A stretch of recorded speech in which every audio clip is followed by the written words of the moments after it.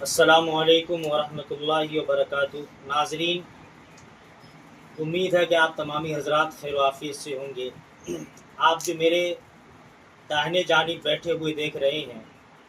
یہ ہے خطیب ذیشان، مقرر شعلہ بیان، اور آج کے زمانے میں ہر جلسے کی ضرورت بن چکے ہیں حضرت مولانا مفتی نذر الاسلام صاحب قاسمی دامت برکاتہم العالیہ، جو کہ مدھوبنی ضلع سے تعلق رکھتے ہیں اور الحمدللہ ضلع دربھنگہ کے ایک بڑی مسجد کے امام ہیں۔ اللہ کا شکر ہے، آج رہبر اسلام فاؤنڈیشن کے دفتر میں حضرت جو ہے اپنے قیمتی وقت کو نکال کر تشریف لائے ہیں۔ میں دل کی عمیق گہرائی سے حضرت کا استقبال کرتا ہوں اور حضرت کو مبارکباد پیش کرتا ہوں کہ آپ نے اپنی تمام تر مشغولیات کو بالائے طاق رکھ کر تھوڑی دیر کے لیے ہمارے اس دفتر رہبر اسلام فاؤنڈیشن میں آنے کا جو ہے موقع نکالا۔ اللہ تبارک و تعالیٰ اس کا آپ کو بہتر بدلہ عطا فرمائے۔ مختصر تعارف حضرت مفتی صاحب سے میں رہبر اسلام فاؤنڈیشن کے بارے میں لینا چاہتا ہوں، کچھ تاثرات ان سے جاننا چاہتا ہوں، کیونکہ ہمارے بہت اچھے دوست ہیں اور ایک زمانے سے ماشاءاللہ رہبر اسلام فاؤنڈیشن کی تمام تر کارکردگی کو دیکھ رہے ہیں۔ حضرت مفتی صاحب دامت برکاتہم العالیہ، آپ دفتر میں آئے الحمدللہ، کچھ آپ ہمارے آڈینس کو اور ہمارے ناظرین کو اپنی طرف سے کچھ پیغامات دے دیں انشاءاللہ۔ وبه نستعین، اما بعد، بسم اللہ الرحمن الرحیم۔ تھوڑی دیر قبل جو ہے یہاں ہمارا آنا ہوا ہے اور ہمارا جو جانا ہو رہا تھا، ابھی یہاں سے ہم لوگ نکلیں گے۔ سہرسہ ضلع میں ایک بستی ہے تڑہا، وہاں پہ ایک پروگرام میں شریک ہونا ہے، تو اسی راستے سے گزر ہو رہا تھا تو ہم نے رابطہ کیا شاعر اسلام جناب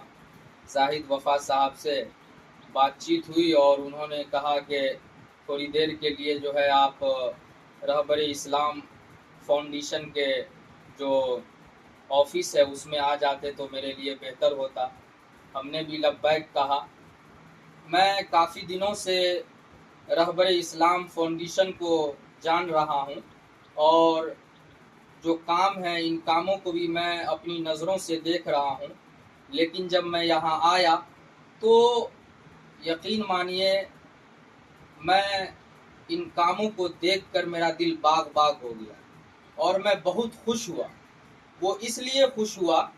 کہ آپ نے اس دنیا میں بہت ساری تنظیموں کا نام سنا ہوگا حضرت، اور بے شمار تنظیمیں ہیں، اتنی تنظیمیں ہیں کہ آپ نام تک یاد نہیں رکھ پائیں گے، اور جتنی بھی تنظیمیں اس وقت اس دنیا میں موجود ہے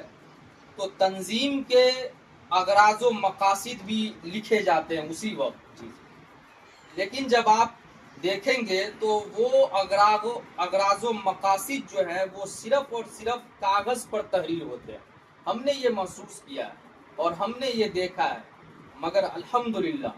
ثم الحمدللہ یہ جو رہبر اسلام فاؤنڈیشن تنظیم ہے، ہم نے اس کے اغراض و مقاصد کو صرف کاغذ پر تحریری شکل میں نہیں دیکھا ہے، بلکہ الحمدللہ پھر سے میں الحمدللہ کہتا ہوں کہ ہم نے شاعر اسلام جناب زاہد وفا صاحب کو اغراض و مقاصد کو عملی جامہ پہناتے ہوئے دیکھا ہے اور اپنی آنکھوں سے دیکھا ہے۔ ابھی میں آپ لوگوں نے بھی دیکھا ہوگا، ابھی جو آسام سیلاب سے جو لوگ بے شمار لوگ، ہزاروں لوگ متاثر ہوئے، بے گھر ہو گئے، اپنے آپ کو اپنے خاندان والوں سے جدا ہو گئے، لیکن آپ جب غور کریں گے اور آسام سیلاب کے بارے میں جو آپ مطالعہ کریں گے اخبار وغیرہ کے ذریعے، جو میڈیا، سوشل میڈیا ہے، ان پلیٹ فارم کے ذریعے جب آپ پڑھیں گے، غور کریں گے، تو کچھ ہی تنظیم وہاں تک پہنچ پائی ہے اور بہت مختصر لوگ وہاں تک پہنچے ہیں، لیکن الحمدللہ وہاں پر ہم نے رہبر اسلام فاؤنڈیشن کو دوسرے یا تیسرے نمبر پر پہنچتے ہوئے دیکھا ہے۔ یہ بہت ہی بڑی خوشی کی بات ہے۔ اس لیے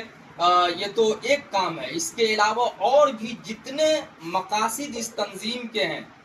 وہ صرف تحریری شکل میں نہیں ہے۔ سب سے بڑی خوبی یہ ہے اس وقت الحمدللہ ہم نے جب پڑھا، ہم نے جب جائزہ لیا، حضرت مولانا شاعر اسلام زاہد وفا صاحب ہیں، ان کا انتظام ہے، اس کے بعد سے جو غریب بچیاں ہیں، یہ سب صرف تحریری شکل میں نہیں ہے بلکہ اس کو کیا جاتا ہے، آپ اس کام کو دیکھ سکتے ہیں۔ تو یہ سب ساری خوبیاں ہیں اور میں بہت متاثر ہوا، اور اسی بنا پر ہم نے اس کو کہا کہ اگر اس تنظیم کے اندر اگر کوئی کونا اگر کوئی خالی ہو اور ہم سے کوئی خدمت ہو سکے تو آپ مجھے داخل کر دیں کسی کونے کے اندر، اور میں بھی جو ہے اس تنظیم میں اپنے آپ کو شامل ہو کر اپنے آپ کو سمجھیے کہ ایک فخر محسوس کرنا چاہتا ہوں کہ ہم ایک متحرک تنظیم کے اندر ہیں۔ اور تنظیم چاہے وہ کوئی بھی ہو، تنظیم کے جو رہبر ہوتے ہیں، جو رہنما ہوتے ہیں، جو تنظیم کے چلانے والے ہوتے ہیں، ان کا متحرک ہونا بہت ضروری ہے۔ اور اس وقت متحرک ہونا ہی ضروری نہیں ہے بلکہ علمی لیاقت، صلاحیت، متحرک اور جسم اور بدن کے اعتبار سے ہر میدان میں ان کو طاقت، انرجی، ان سب چیزوں کا ہونا داخل ہے۔ نہیں تو آپ تنظیم جو ہے قائم تو کر لیں گے لیکن آپ کے پاس صلاحیت نہیں ہے، آپ 10 قدم نہیں چل پائیں گے تو آپ تنظیم نہیں چلا پائیں گے۔ لیکن الحمدللہ وہ ساری خوبیاں شاعر اسلام زاہد وفا سہرساوی کے اندر موجود ہے۔ اس لیے میں جو لوگ ان تنظیم کو جانتے ہیں ان سے گزارش ہے کہ آپ اور بہتر طریقے سے جڑیں،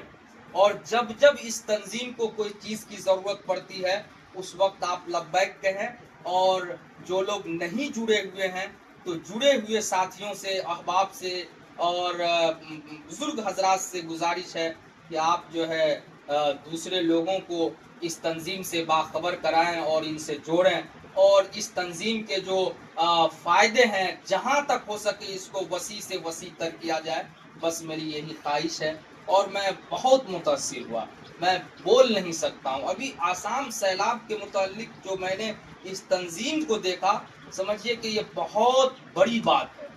اور یہ بہت بڑی بات ہے۔ اس موقع پر حضرت عمر رضی اللہ عنہ کا قول یاد رکھنی چاہیے، اور یہ آخری بات کہہ کے میں بات کو ختم کرتا ہوں۔ حضرت عمر رضی اللہ عنہ نے فرمایا کہ دجلہ اور فرات کے کنارے کے اندر اگر کوئی کتا بھی پیاسا مرتا ہے تو اس کے بارے میں بھی سوال عمر سے کیا جائے گا۔ کیا بات! یعنی ایک کتے کے مرنے پر یہ سوال جو ہے حضرت عمر اپنے بارے میں فرما رہے ہیں کہ کتے کے مرنے پر بھی مجھ سے سوال کیا جائے گا۔ تو جو